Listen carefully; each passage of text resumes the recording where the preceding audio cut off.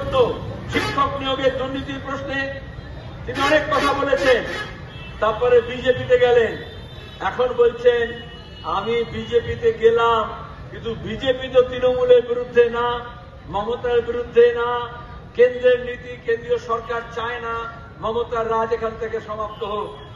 তাহলে অভিজিৎ বাবু, আপনি বিচারপতি আসন থেকে নেমে এলেন বিজেপির কাছে, আপনার স্বাদ পূর্ণ হলো কিনা জানি না, কিন্তু এখন আমাদের অনেক লোকজন বলছে এই দেখো এখন সত্যটা বুঝেছে। আরে সত্য বুঝলে তাহলে জহর সরকার আছেন, মমতার আইএস অফিসার ছিলেন, মমতার এমপি হয়েছিলেন তৃণমূলের, কিন্তু অভয়াকাণ্ডের পরে মনে করলেন এই মিথ্যাচার হচ্ছে, অন্যায় হচ্ছে, তিনি পদত্যাগ করে এসে সাধারণ মানুষের কাছে এসে বললেন আমি অন্যায় করেছি, কিন্তু অন্যায়ের সঙ্গে থাকবো না, আপনাদের সঙ্গে আছি। এখানে হচ্ছে তফাৎ। অভিজিৎ বাবু, এখন অত কাঁদুনি গাইলে হবে না।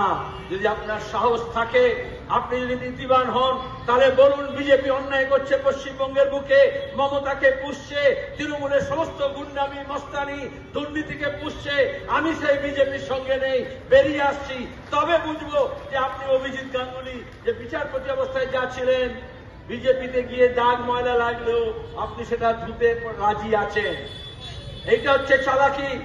আমি আপনাদের বলবো, এখানকার মেদিনীপুরের মানুষকে, যারা মনে করেছিলেন মমতাকে সরাবে, নবান্নকে শায়েস্তা করার জন্য 56 আছে, আমরা এখন দেখতে পাচ্ছি যাহা নবান্ন তাহাই 56।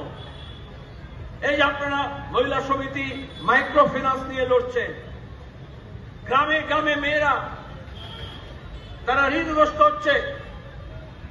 আমরা পঞ্চায়েত চালানোর সময়, কোঅপারেটিভ চালানোর সময় সেলফ হেল্প গ্রুপ আন্দোলন হয়েছিল,